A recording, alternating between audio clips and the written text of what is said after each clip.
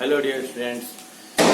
कल के लेक्चर में मैं आप लोग को जो है बताया था कि ये टॉपिक रिवीजन वाला यहाँ बताता हूँ कि समुच्चय क्या होता है। एक बार फिर उसे रिवाइज कर दें कि वस्तुओं के सुपरिभाषित समूह को समुच्चय कहते हैं। सुपरिभाषित मतलब मैंने बताया कि जिसकी परिभाषा आसानी से समझाई जा सके, डिफाइन किया जा सके। फिर हमने बताया कि उसको किस तरह से जो है डिनोट करते हैं। तो उसका तरीका ये होता है कि कैपिटल लेटर से दिखाते हैं और ब्रैकेट में करके बात को लिखते हैं। ये कल के लेक्चर में आप इसको देख सकते हैं। फिर हमने बताया कि कितने प्रकार के समुच्चय होते हैं। जैसे पहला रिक्त समुच्चय, 1 मिनट के अंदर सब रिवाइज करते हैं। रिक्त समुच्चय ऐसा समुच्चय जिसके अंदर कोई अवयव ना हो, जिसको कि फाई से डिनोट करते हैं। एकल समुच्चय ऐसा समुच्चय जिसमें केवल एक अवयव है। परिमित समुच्चय ऐसा समुच्चय जिसके अवयवों को गिना जा सके, निश्चित हो। अपरिमित समुच्चय जिसके अवयवों को न गिना जा सके, यानी अनिश्चित। समान समुच्चय, 2 समुच्चय इस प्रकार हो कि दोनों के अवयव भी सेम हो और नंबर ऑफ अवयव भी सेम हो, सेम टू सेम, बस अंदाज अलग अलग हो। जैसे मैंने कहा कि एक एलिमेंट ABC और दूसरे में कह दिया BCA, तो क्रम इधर होने का मतलब कुछ नहीं है, वो समुच्चय समान कहलाएगा। तो 6 नंबर पे है समतुल्य समुच्चय। ऐसा समुच्चय जो 2 इस प्रकार के समुच्चय हो जिनमें अवयवों की संख्या समान हो, चाहे अवयव कुछ भी हो। उसका एग्जाम्पल फिर से बता दें। जैसे A बराबर ABCDE, 5 अवयव हो गया। और दूसरे में ले लेते हैं 2 4 6 8, 2 4 6 8 10, तो 5 अवयव। दोनों में अवयव की गिनती समान है, ये कहलाएगा आपका समतुल्य समुच्चय। अब आप 7वां नंबर आज के लेक्चर नंबर 2 में देखिए, जो आज का लेक्चर है कि उप समुच्चय क्या होता है, सबसेट। यदि किसी समुच्चय A का प्रत्येक अवयव समुच्चय B का अवयव हो, यानी A का प्रत्येक अवयव B का अवयव हो, तो A जो है समुच्चय B का उप समुच्चय कहलाता है। इसको A ऐसे करके बनाएंगे, जिसको बोलेंगे A सबसेट ऑफ B, यानी A का सारा अवयव B में मौजूद हो तो A उप समुच्चय B। A is the subset of B, यानी A के सारे अवयव B में मौजूद हो। एग्जाम्पल देखिए, A बराबर हमने ले लिया वॉवेल्स AEIOU, और B एक समुच्चय ले लिया। X ऐसा है कि अंग्रेजी वर्णमाला का एक अक्षर है, तो अंग्रेजी वर्णमाला का एक अक्षर, तो टोटल अक्षर उसमें होते हैं 26। तो अब यानी कि 2600 लेटर इसमें हैं। तो बताइए, 5 अवयव तो मौजूद ही हुए। इसका मतलब निकला कि A का प्रत्येक अवयव B का भी अवयव है, अर्थात A B का उप समुच्चय होगा।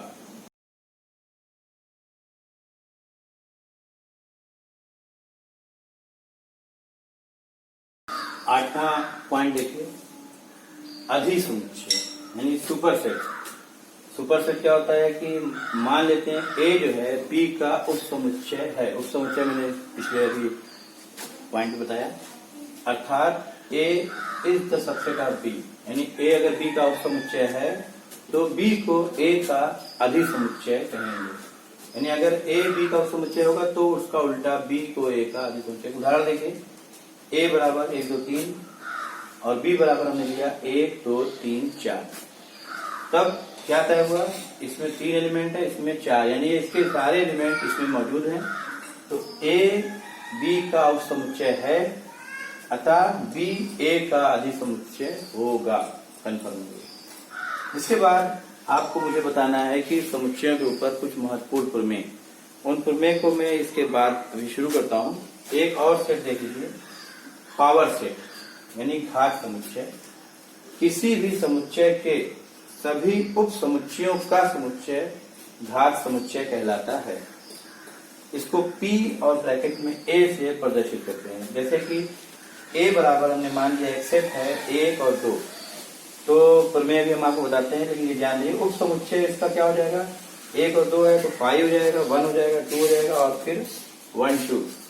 तो पावर सेट क्या होता है, इन सारे उप समुच्चयों को एक और ब्रैकेट में पैक कर दें, ये कहलाता है पावर सेट। अब आप लोग नोट करिए, इसके बाद मैं बताता हूँ नोट करने के बाद कि समुच्चयों के ऊपर कुछ महत्वपूर्ण जो है प्रमेय क्या होती है, मैं बताता हूँ।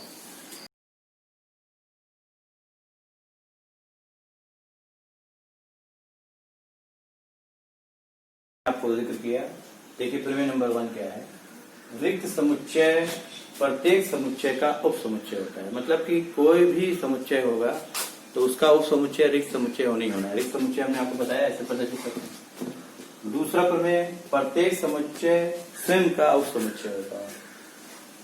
तीसरा है, कोई दो समुच्चय ए और बी इस प्रकार हैं कि ए और बी बराबर है, तो ये जरूरी है कि ए बी का उप समुच्चय हो और बी ए का उप समुच्चय हो, तभी दोनों एलिमेंट, इसके सारे एलिमेंट इसमें और बी के सारे एलिमेंट ए में, तब हम कहेंगे ए और बी बराबर। और प्रमेय नंबर 4 देखिए, कोई तीन अगर समुच्चय ए बी और डी इस प्रकार है कि ए के सारे अवयव बी में, यानी A is the subset of D, A उप समुच्चय डी का, और बी अगर कोई तीन समुच्चय ए बी और डी इस प्रकार है कि ए के सारे अवयव बी में हो, बी के सारे अवयव डी में हो, तो ए कहलाएगा डी का भी उप समुच्चय। मतलब ए के सारे अवयव बी में और बी के सारे अवयव डी में, इसका मतलब ए के सारे अवयव डी में। प्रमेय नंबर 5, अगर समुच्चय ए में अवयवों की संख्या n है तो उसके टोटल उप समुच्चयों की संख्या जो हो जाएगी 2 पावर n होगी। और इसी तरह जब हमने घात समुच्चय बताया कि अगर किसी समुच्चय में अवयवों की संख्या n है तो उसके घात समुच्चयों की संख्या भी 2 की पावर n होगी।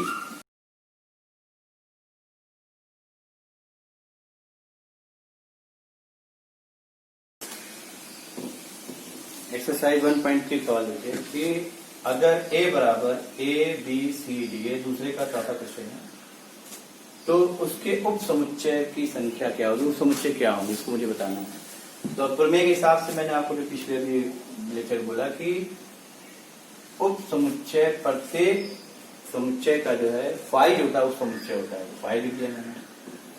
और फिर हमने अगला टॉपिक आपको बताया कि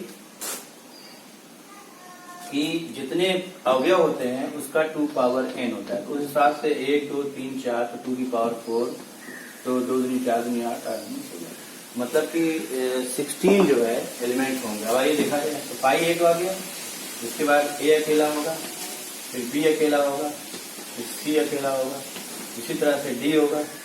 अब उसके बाद पेयर लेते हैं, ए बी होगा, बी सी होगा,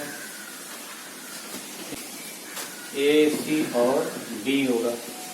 तो 1 2 3 4 5 6 7 8 9 10 11 12 13 14 एक और होगा जी, ए बी सी हो गया, बी सी डी हो गया, और A B D, A B D हो जाएगा, ए बी और डी। इसके बाद दूसरी सूत्र में हमने बताया कि प्रत्येक समुच्चय स्वयं का उप समुच्चय होता है, यानी खुद पर उतार दें ए बी सी और डी। तो नंबर ऑफ जो सबसेट्स हो गए इसके 1 2 3 4 5 6 7 8 9 10 11 12 13 14 15 16, जैसा मैंने फॉर्मूले से बताया कि 2 की पावर n यानी 2 पावर 16 ये आता है। अब आपको अगले लेक्चर में हम आपको वेन आरेख के बारे में बताएंगे। तब तक के लिए अलविदा।